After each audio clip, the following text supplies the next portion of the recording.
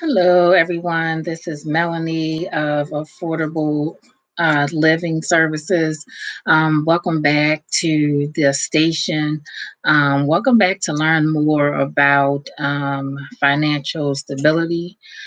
In the last 3 or 4 segments, we talked about financial wellness just as, an overview.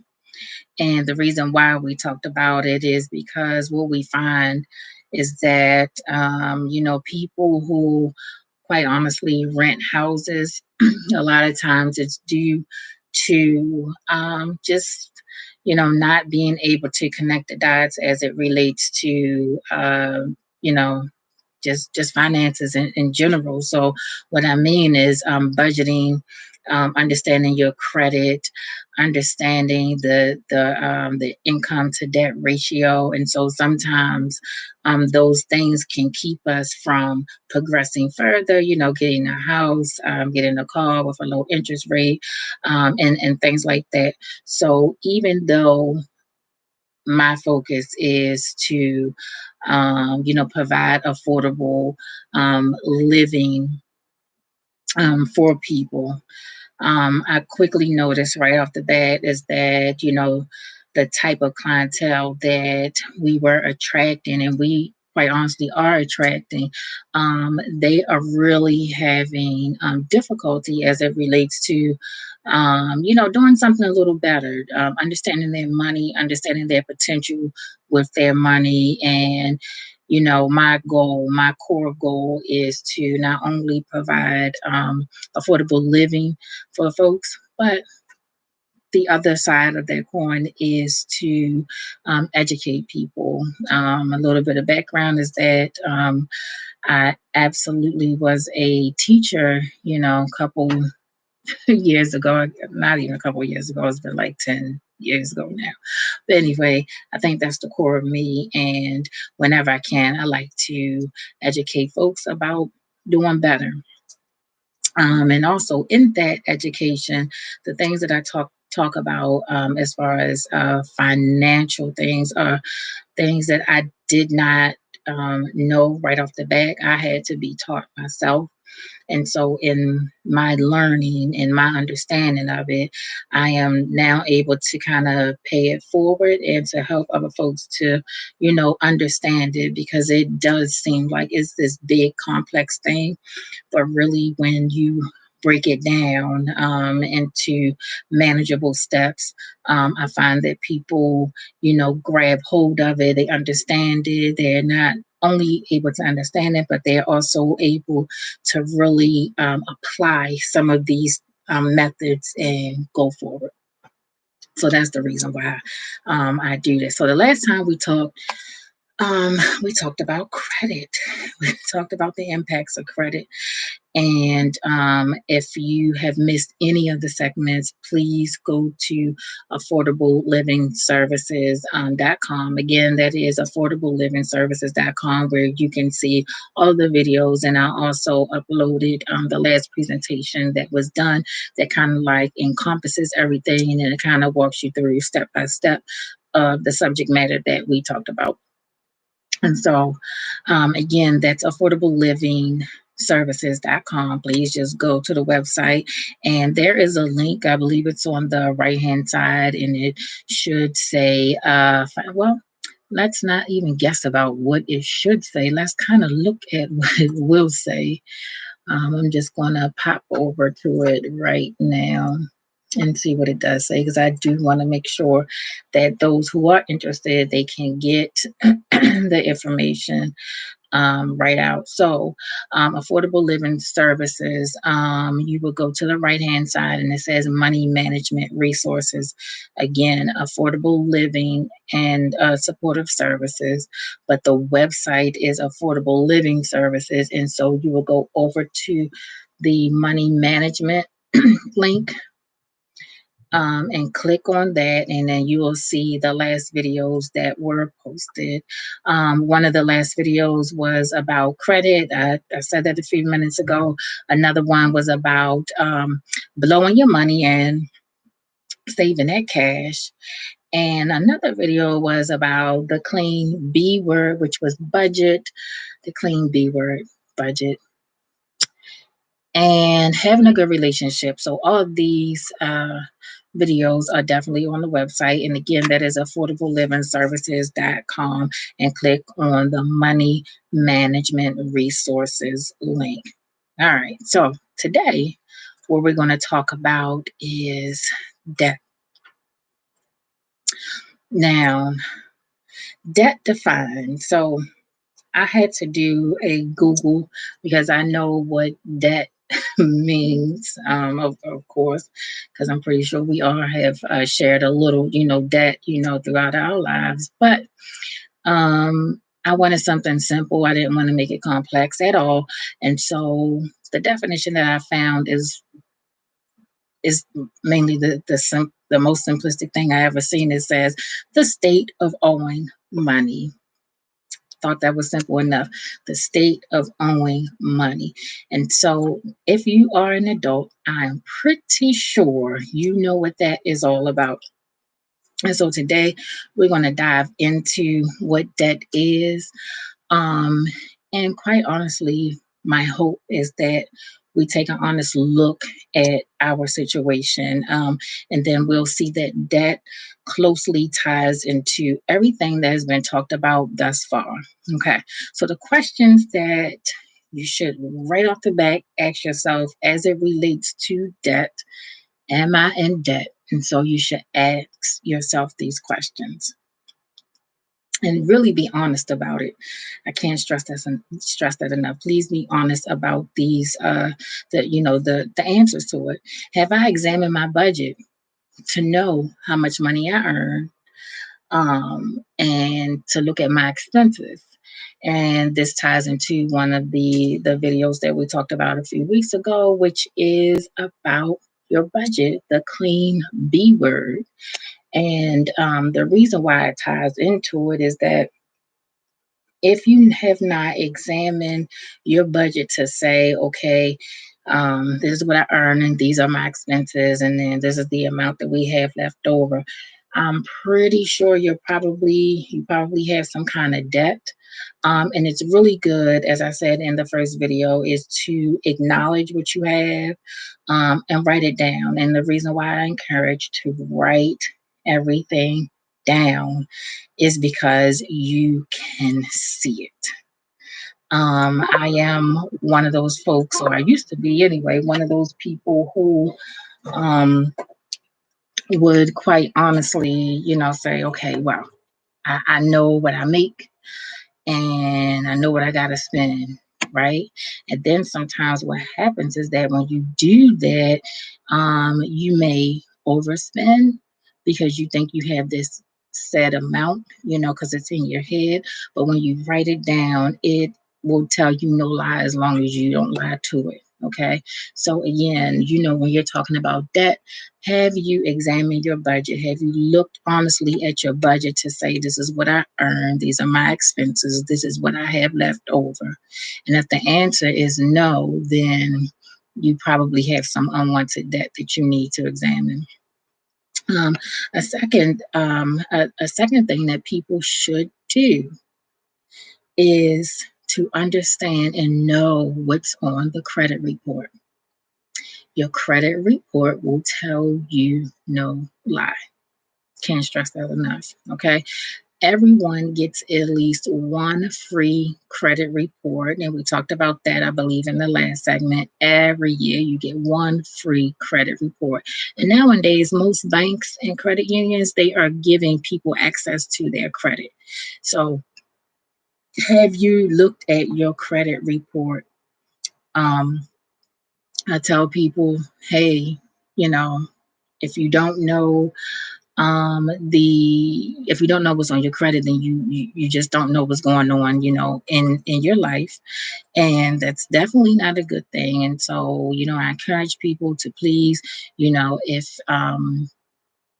if you can, and everyone can, go to TransUnion, go to Experian, go to Equifax, and pull your credit report. Now, at the end of the day, if Because some people have said that they found that it's a little bit complicated because TransUnion asks you to do one thing one way, and Experian asks you something else, and then Equifax asks you to do something else. Well, if all else fails, then go to Credit Karma. Now, with saying that, Credit Karma, I feel, is a really quick glimpse at your credit, but it's not 100% accurate. What I've seen is that the credit scores of people's credit scores is at least 20 points or more higher than it actually is. But if you just want to get a ballpark figure about your credit, definitely check out creditkarma.com. But I am encouraging people to go to TransUnion, Experian, and Equifax to pull your credit report. You are able to get one free credit report per year. And I think it's a good way to kind of, manage things, manage everything, including your debt. Okay. All right. So know what's on your credit report. Your credit report will tell no lies. This again will tell you about your debt. And another thing that I am encouraging folks to do is this. This is kind of funny, but it's not funny. And talking to some of my clients, I would just ask, questions about, your debt, how you paying your bills. And, it's amazing how many people say, well, I get those red notices, in the mail, and, I don't really know what's going on. I just throw them in the trash because I ain't got the money anyway. And I'm like, whoa, that is not being in front of your finances. So again, if you are receiving any kind of notice regarding any kind of bill, please look at it, examine it. And one thing that I'm, telling folks as it relates to some of the bills that you get is that you want to make sure they are accurate. Because you may be charged for something that is not even your debt. Prime example is I've talked to a few people and they have said that they get hospital bills, and hospital bills, they may have had the state insurance, but for whatever reason at the time, I don't know, maybe they didn't have the card on them or, whatever. But anyway, the hospital is charging them for the services that were rendered. Now, if you're not looking at the hospital bills, because you think that they should somehow magically know that you are, covered. And so what happens is that over a period of time, if you don't pay attention to these bills, it becomes your debt because the insurance company don't know that you got this service done. The hospitals don't know that you have insurance. And so in the midst of both parties not knowing, you get these bills, you accumulate these bills, it becomes your debt. And I just had to say that because I'm thinking about a few of the clients who have helped in the past. And one of the biggest themes was that they had hospital bills, but they had insurance, but they just didn't do their due diligence in making sure that the hospital got the information that they needed so that the insurance company could be billed. It happens, right? But make sure when you get your bills, any bills, that you look at them, you examine them to number one, to see if it's even yours. Why even incur a debt when it's not even yours? Okay. So people, am I discarding my past due notices? Don't do that. Just don't do it. Just don't do it. Look at it, examine it, see if it's yours. And if it is yours, you can always make a financial plan. You can always put in some kind of notice to say, hey, I don't have the money right now. However, this is what I'm willing to do. Am I ignoring debt collectors? This is a big one. The phone calls and notices again. Don't do that either. See, one thing that I know for sure about finances is that you have to be in front of the ball. If you're in front of the ball, that means that you are pretty much on top of everything. Okay. Now, you may forget one or two things, but for the most part, you're in front of your financial train. Ignoring the phone calls, ignoring the notices, ignoring the text, because some debt collectors, will text you, does not make the debt go away. It just doesn't. It just gets worse. Okay. If you don't communicate with these folks, it only gets worse. Um, am I in debt? Am I robbing Peter to pay Paul? That is one of the oldest adages ever. Am I robbing Peter to pay Paul? And if the answer is yes, then you are in debt. Okay. Are my expenses more than my earnings? We talked about that a few minutes ago. You have to look at your budget. This all ties back into the budget. This all ties into what you earn, your expenses, and what you have left over. Okay. But all of these things that I've mentioned, and there's so many more, but these are the ones that I come across time and time again. All of these things can be corrected, right? But it's all about facing it. So, really quickly, we're going to talk about the debt to income ratio. Um, I want to make this as simplistic as I can because it is simplistic, but sometimes I think the words kind of throw folks off, but it's really simple. All right, so to figure out your debt to income ratio, uh, the first thing that you have to do, again, it kind of sounds like your budget, but one of the first things you have to do is to add up your bills. Real simple, right? So the example that I'm gonna use is your mortgage is $1,000, your credit cards is $100, your phone is $60, your food is $200, your cable is $150, your car payment is $350. So that totals up to $1,860. Okay. So this is exactly what you need to do to figure out your debt to income ratio. You add up all of your bills. Okay. All of your bills. This is really critical. Again, tying right back into the budget, right? That was step one. So step two is you're going to take all of your expenses, right? And you're going to take your income. And the income that I'm referring to is the income before it's taxed. So what you're netting, right? And you're going to divide it. So in the example I used, so we have expenses at 1860. We have monthly income. So there's monthly income, monthly expenses at $3,000, right? So if we divide the two, so that's the 1860 divided by $3,000, the percent that you're going to get back is 62%.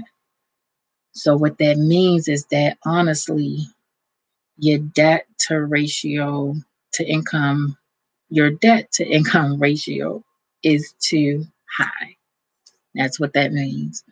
So let's say, for instance, if you are wanting to buy a house, right? And I know in the example I put mortgage, right? But if you want to buy a house, right? Or if you want to get a car, or I don't know, if you anything, if you want to get anything that's an asset, right? And so you go to the bank and you say, hey, I want to buy this house. It's $150,000 house. I want to buy this house. So the first thing that they're going to do, one of the first things besides look at your credit, one of the first things they're going to do is figure out what your debt to ratio is. And if it's too high, more than likely you won't be able to get it. And the reason is because, number one, they want to make sure that they're going to get their money back. They're going to give you this loan for $150. They want to make sure that you can afford it, right? It's just really that simple. It's business. So if your debt to ratio is too high, more than likely you won't be able to get it. So what is a good debt to income ratio, right? Anything that's 36% or less. So anything that's 36% or less is a good debt to income ratio. Okay.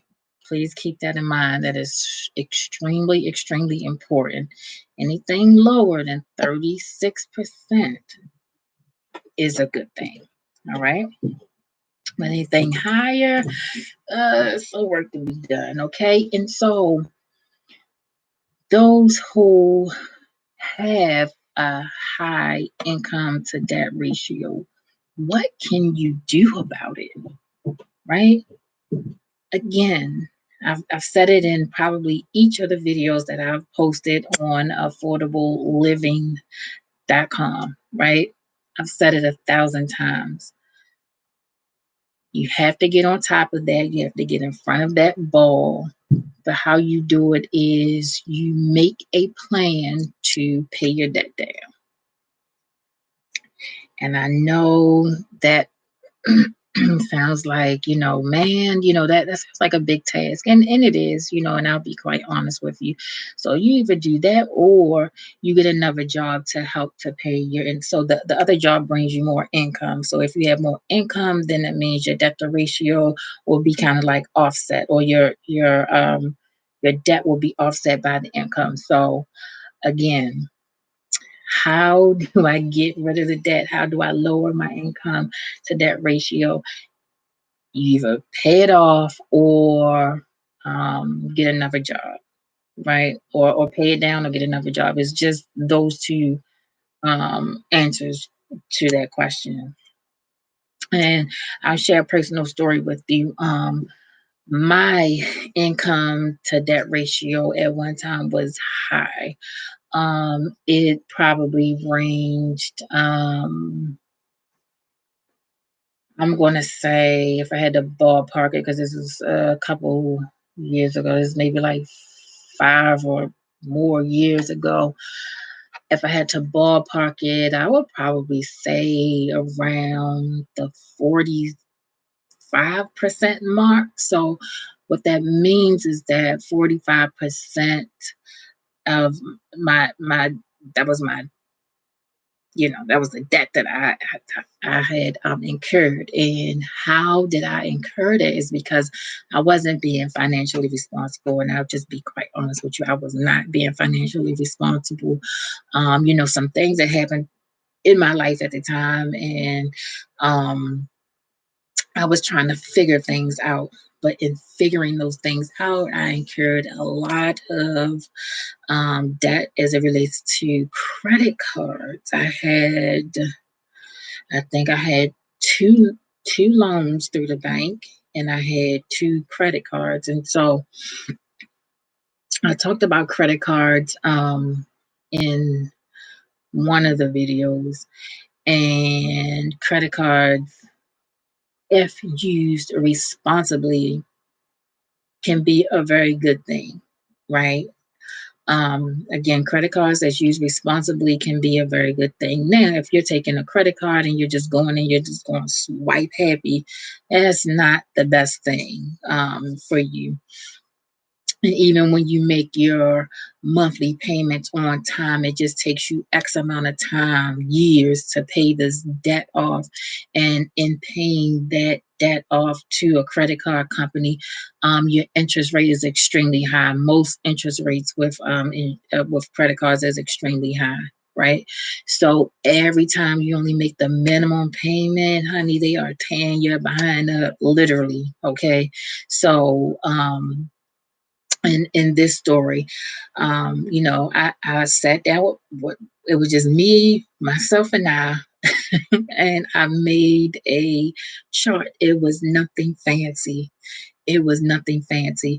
I knew I had at the time 4 debts that I absolutely had to pay off, and I put myself, it was a simple chart, but I put myself on I think it was a 3-year plan. It was either a 3-year plan or a 4-year plan. But anyway, I put myself on that plan, and I said, hell or high water, I'm going to knock this out. So what I did was I took the 4 in total, right? So I looked at two things. I looked at the amount, and then I looked at the interest on each one, and I put them in order.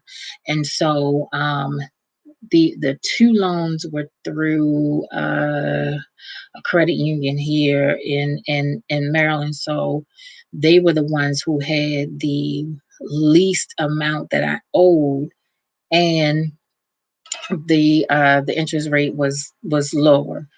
So I concentrated on at first two at a time.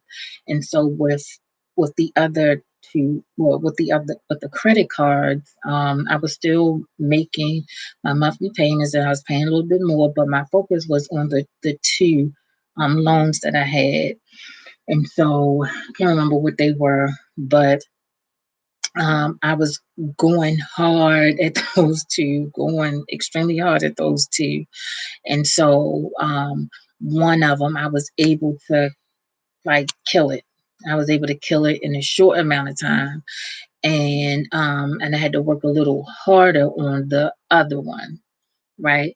And so when I finished it, I finished paying the both off, and I believe I finished paying. It was a short amount of time. I want to say give or take a year for, let's just say, both.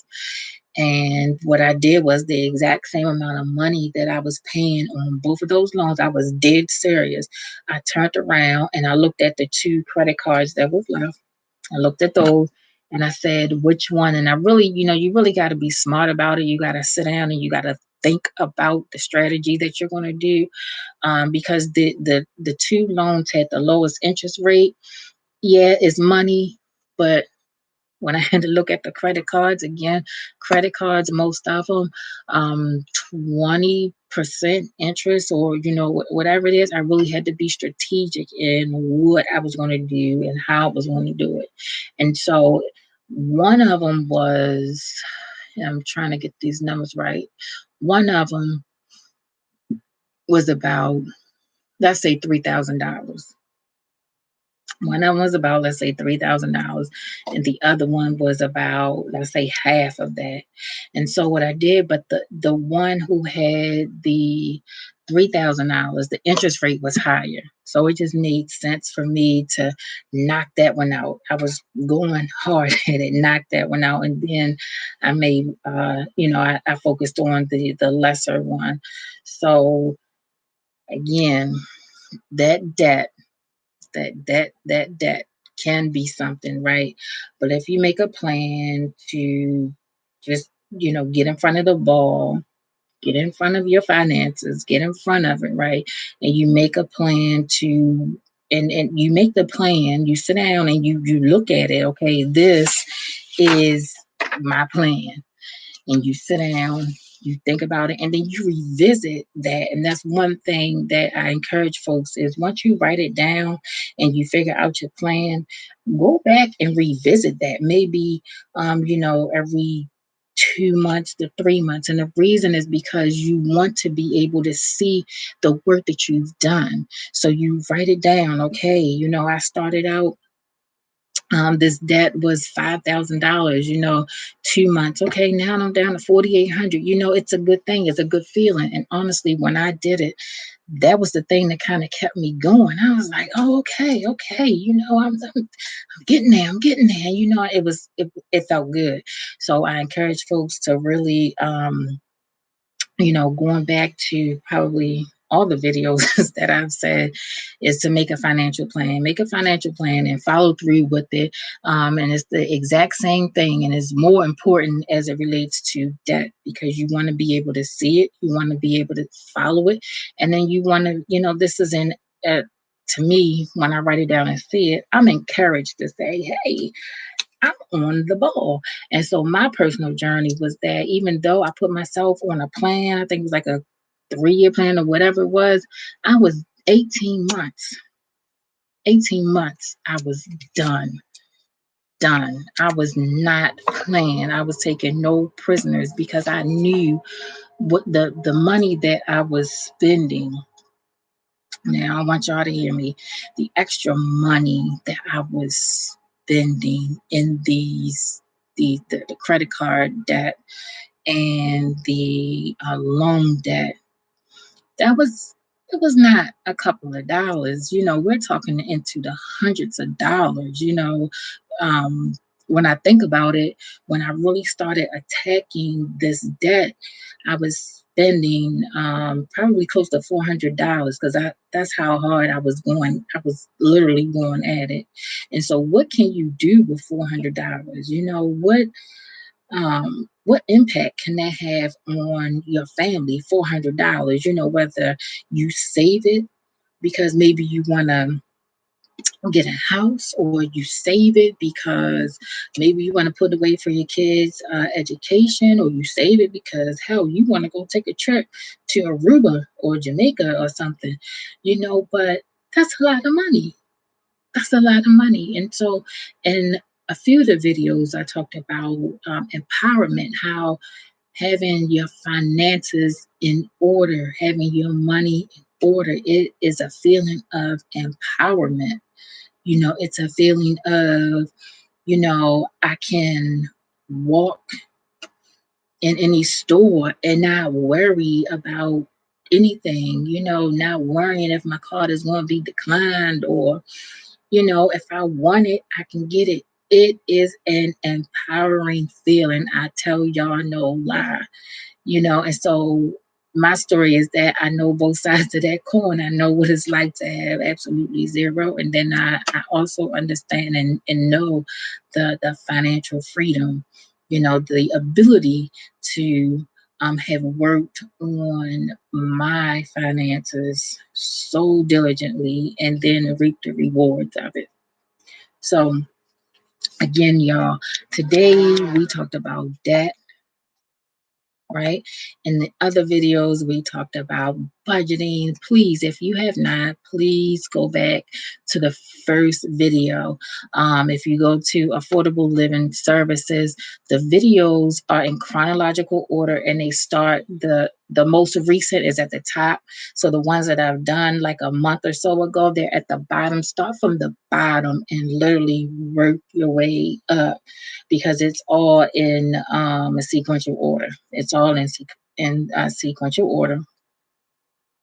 So again, I do these videos because number one, I want folks to really take charge of their finances. Like I said a couple of seconds ago, I know what it's like to be on both sides of the coin. I absolutely do. But it feels good to be on the side of the coin where I'm not stressed. I can breathe a little bit, I can enjoy life. And as much as I don't like to say it, I'm going to say it. Um, Having, financial freedom, it just, you walk a little differently, you breathe a little differently. Um, you enjoy things, a little differently. So I encourage everyone, to work on it diligently, make it a priority. Yeah, just make it a priority. Just make it a priority. And these things that I'm sharing with you all, share with your kids. Um, I have a 14-year-old, and this is one of the conversations that happens a lot. It happens a lot because it should happen a lot, particularly in the African American community. We don't talk about the money a lot, but we should talk about the money a lot because it's important. It's how our kids learn from us, right? So when I was growing up, we didn't talk about money. So I had to learn about money on my own. And oh my God, the mistakes that I made, Jimmy Christmas, the mistakes that I made, right? So now I am coaching my 14-year-old, and, sharing, with whomever, would like to listen um, to do something differently, and even, my older kids to do something differently, because we can, right? Financial wellness equals financial freedom, and we all are deserving of it. We just got to work at it. All right. So until the next time, y'all take care. And again, visit the website, and that is affordablelivingservices.com, and check out everything that's on there. Check out The videos start from January. Yep, they start from January. They start from January. So just go on and get that good old financial information. And if you have a question about any of the videos, just shoot me an email, and that is affordable living services at gmail.com. And again, the website is affordablelivingservices.com. You guys have a good evening. Take care of yourself. Get in front of those finances. It's not as scary as it may seem. And if you need some help, just reach out. Have a good one.